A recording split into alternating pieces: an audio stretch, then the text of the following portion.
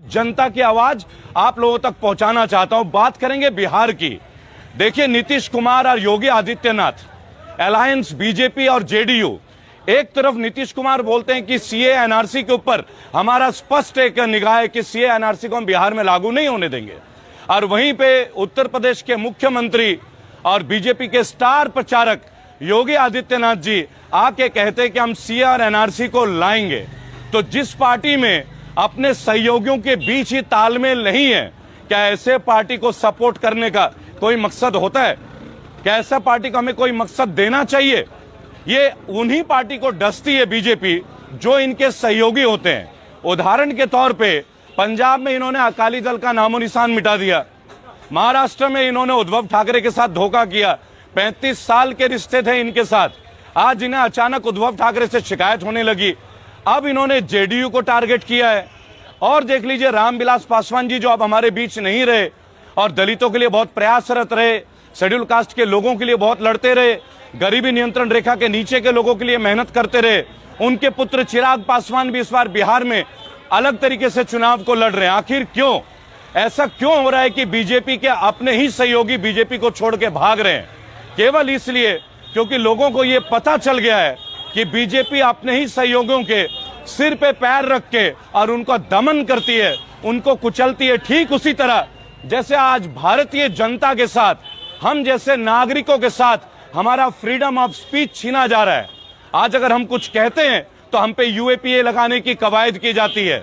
और देखिए, एक कमाल की बात मैं आज पूछूंगा इस वीडियो के माध्यम से। आज कपिल मिश्रा जो पहले आम आदमी पार्टी के होते थे और अब जिन्होंने बीजेपी का भगवा रंग अपने ऊपर चढ़ा लिया है, भगवाधारी मैं भी हूं, लेकिन उससे पहले मैं एक भारतीय हूं और मेरे भारतीयता होने पे मुझे गर्व है। मैंने हर वीडियो में कहा है कि मैं भारतीय हूं, मैं हिंदुस्तान की डेफिनेशन में यकीन नहीं करता। भारत हमारे देश का नाम है, आपसी मजहबी हमारी सहमति, हमारे विश्वास का प्रतीक है ये देश। यहाँ किसी हिंदू की बात नहीं होगी, यहाँ किसी मुसलमान का जिक्र नहीं होगा, यहाँ किसी सिख ईसाई की बातें नहीं होगी, यहाँ भारत की बात होगी, भारतीयता की बात होगी।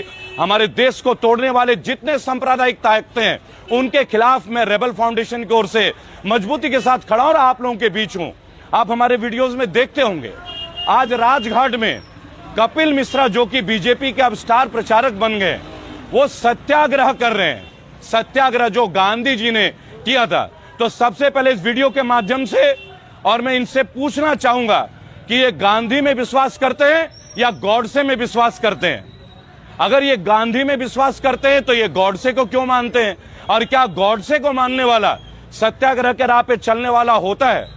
आज से कुछ महीने पहले भाई और बहनों, आपने देखा होगा दिल्ली में दंगे हुए। एक्चुअली ये दंगे हुए नहीं थे, ये दंगे कराए गए थे।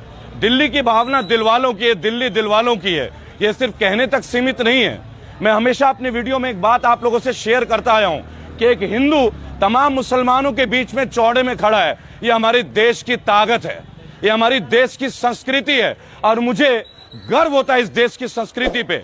लेकिन आज कपिल मिश्रा जैसे लोग राजघाट में, जो कि समर्पित है महात्मा गांधी जी के लिए, उनके अहिंसावादी विचार के लिए, वहां पे सत्याग्रह करते हैं अर्नब गोस्वामी के लिए। अर्नब गोस्वामी जिसके वजह से मिस्टर नाइक ने आत्महत्या कर ली, क्योंकि अर्नब गोस्वामी के 83 लाख रुपए की 83 लाख की पेमेंट बाकी थी। और ये लोग कहते हैं कि ये 2 साल पुराना मुकदमा है, अब क्यों?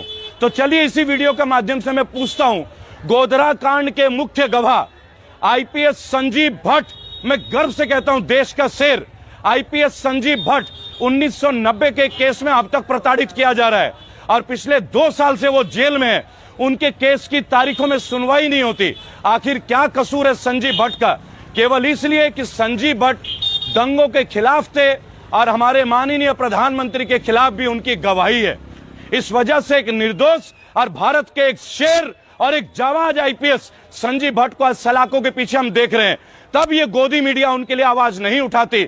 लेकिन ये एक आदमी जो पूछता है भारत, जानता है भारत, जिसकी वजह से एक आदमी ने सुसाइड कर लिया, एक परिवार को कष्ट हो गया और उसके मृत्यु के बाद यही अर्नब गोस्वामी उनको पेमेंट देने के लिए उनके अकाउंट में पैसा जमा करने जाते हैं तो बैंक वाले मना करते हैं। और आज उनके लिए जो कानूनन एक मुजरिम है, उनके लिए आज सत्याग्रह की जा रही है। तो क्या हमारे देश में सत्याग्रह का ये परिचय है?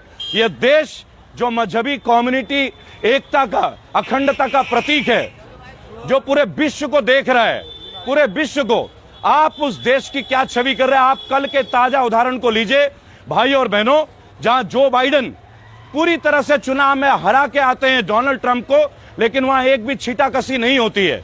लेकिन जब तेजस्वी यादव बिहार के चुनाव में ये कहते हैं कि अगर हम सरकार में आए तो हम 10 लाख नौकरी देंगे, तो बीजेपी वाले बोलते हैं कहां से दोगे? चलो मान लेते नहीं दे। माध्यम से मैं 2 बधाई देना चाहूंगा। पहला बधाई यूएसए से एक सनकी व्यक्ति की विदाई, जो कि डोनाल्ड ट्रंप, और दूसरी बिहार से भाजपा की विदाई। भाई और बहनों, आप सबको तेजस्वी यादव के लिए बहुत बहुत बधाई। वो एक युवा चेहरा है, वो एक युवा प्रतिनिधित्व है, और मुझे गर्व है कि देश अब युवाओं को चुन रहा है। और 2024 मैं आपको एक बात कहना चाहूंगा, मैं आपसे एक बात कहना चाहूंगा मेरे भाइयों, मेरे साथी देशवासियों, मेरा एक मिशन है 2024 का। 11 करोड़ लोग हमारे रेबल फाउंडेशन में जुड़ चुके हैं और ये संख्या निरंतर बढ़ती जा रही है। आज से 3 दिन पहले मैं कनॉट प्लेस में, ये जो सड़कों में जो अपना बिजनेस करते हैं, माननीय सुप्रीम कोर्ट के आदेश पे उन्हें एनडीएमसी के अधिकारी तंग कर रहे थे। मैंने उनके खिलाफ युद्ध छेड़ा और उनकी लड़ाई भी मैं लड़ रहा हूं। और जो लोग कमल छाप लोग ये कहते हैं कि मैं बंद कमरे में होता हूं, तो अच्छी तरह से देख लीजिए, मैं खुदा के दरवाजे के पास खड़ा हूं और शायद तालियां बज जानी चाहिए। मैं खुदा के दरवाजे के सामने खड़ा हूं क्योंकि उसका एक कारण है। और जो लोग आज एक छोटी